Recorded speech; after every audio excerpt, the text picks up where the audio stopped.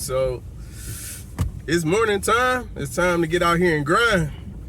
And I don't know, y'all. I feel so charged when I get up to go get it in the morning. I don't know.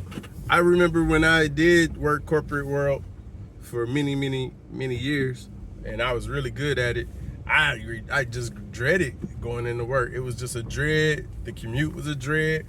Parking and walking into that door was a dread. I just didn't like it. This is not a video about hating on jobs. This is just a video on it's different. Just want to show you how I think we are. I've heard it from a few people that you just wake up like you're just a predator. Well, I don't want to use that word. Not in 2025. You feel like a hunter and you about to go out there and get your hunt started. Literally. Like, all right, what's the first one? Let's go. Like you're hyped. It's 8 in the morning and I got energy. I'm hyped. I be waking up at usually 6 a.m. but over the last few weeks I've been waking up at 4 and 5, and I wanna change that. I wanna get back to the 6 a.m. But however, I'm so like revved up, ready to start the day. Even on Mondays. That's huge. Like, I work 7 days a week and I'm just revved up, ready to go. I can't explain it. I think it's just because it's my decision. Nobody's making me have to do that. And if I don't want to do it, I don't have to that day. But I don't know how to express that. It's something about it. It's just something about it. Like my hair, I was losing my hair. Like literally, it has gone gray because of corporate world. And I was losing it. And it feels like, this just might be in my mind. Don't my head feels like it got a full head of hair? Like, is that just in my mind? Did it grow back? So I think just less stress. It was a very intense, stressful job because I was in the sales industry. I'm a career salesperson. So what that means is I was in the tech industry. I'm still in sales with real estate, but sales has always been my industry. However, in the tech industry, you're just a number. It's all about your quota. And oh yeah, you hit your quota. That's really cool. Now we're gonna raise it.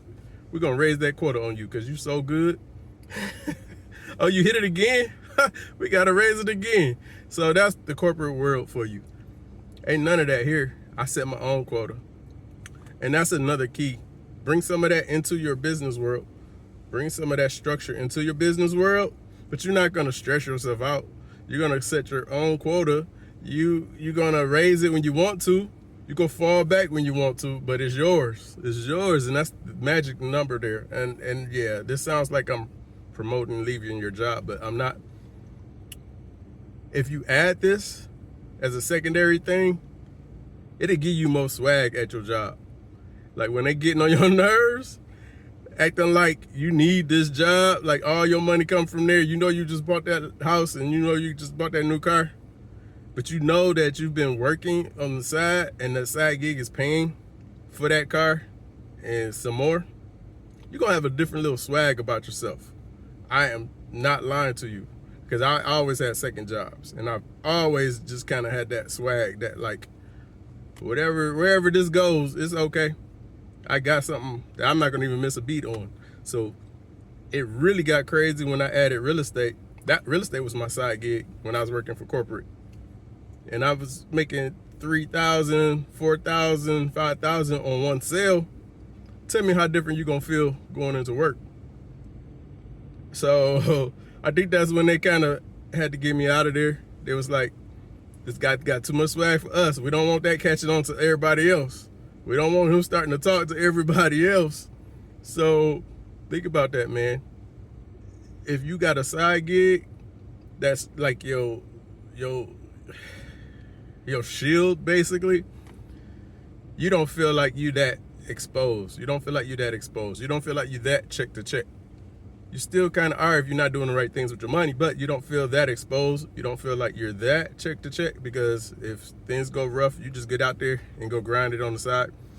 You can only grind so much with your main job because the payday is the payday. You can't say, hey, can I get paid? I know it's been like 3 days since our last paycheck. Something came up. Can I get some money? You might have to wait 2 weeks. 2 weeks. I can't even do that no more. I wouldn't even know how to do that no more. I get paid every day. every day. Every day. I get paid every day. Sometimes, as many times as I stop that app, if I stop it 5 times, I get paid 5 times that day. So I'm just trying to show you a side of it, of why a lot of people are excited about gig work. And it's not 100% all it's cracked up to be. It's a lot of hard work, but it's worth it. It's worth it. It's worth it having it on the side. All right, I think I made that point. I got to get in here and do my shopping. All right.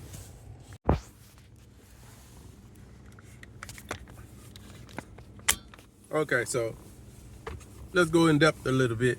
So I've been working on my own, working for myself for the last 10 years. My last corporate job was 10 years ago. So I've been having to teach myself business since then. You know, I just was thrown in the fire pan, and then instead of just getting back, I just could not go back into the industry and work for the competition that I've been hating on for 10 years before that. So I just decided, let me do something different. And it took me about 6 months to figure out. And then I decided, I always wanted to do real estate full time, because I was already doing it a little bit. Might as well go ahead and do that. So even though I sat back and just dabbled, I was like, what am I already doing? So I'm doing DoorDash. I was doing real estate. But so real estate, as you know, no benefits, no off days, no paid vacation, no nothing. You got to pay for your own insurance and all of that, right? And even though I had some experience, it's still ups and downs. You could go, like I mentioned in another video, you could be showing houses, go through all the work, and it just don't pan out. They might just decide to walk. They might not want the house no more. So they try to figure out a way to get out of it and just make up a reason. It happens. You don't get paid though. You can. There's ways to get paid. But we're not gonna go into that. There's ways that you can still get paid. But I decided while doing real estate, it would be a good idea to do, at that time, Uber and Lyft, which was picking up people. You know, because I was already keeping my car very clean from driving some people around to see houses. I started picking up people. That turned into a second full-time gig, to the point where Lyft gave me a car to drive. So I'm sitting there driving one of their cars. I had 2 SUVs sitting in the driveway. I had my Acura, and then I had a Equinox. They got an Equinox, brand new Equinox through Lyft. And that was the early days. As soon as the program started, I opted in, which that meant was they were still trying to figure it out. Man, you had a quota. Obviously, you had to hit a quota, and the car would be free. If you missed your quota, you got to pay like $500 a week or $300 a week, something ridiculous. The quota was so low for the first 4 months that I just had a free car. Just driving a little bit every day, I had a free SUV with unlimited miles that I could take out of town. I would take that car to Chicago. I would take it all over the place. Then they smartened up and raised the quota. Still was doable. They raised it again. I started missing quota because I wasn't gonna put that over my real estate business. I had to do that. So it was, now I had an issue.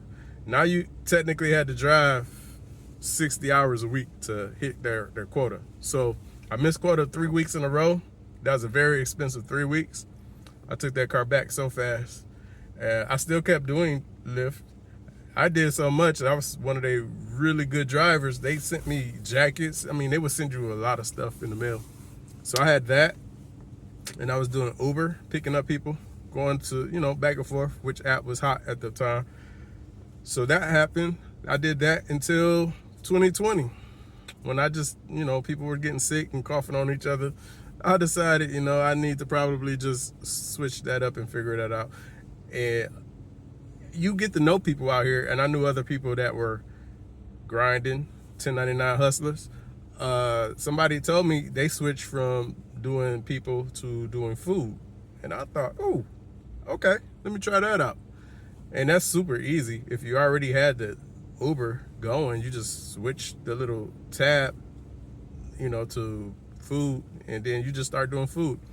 And I opted out on doing people, like don't even give me no people, give me all food. Got the vibe of that. And then I just started learning, like, oh, there's a lot of apps out here. And then I just started adding all the apps.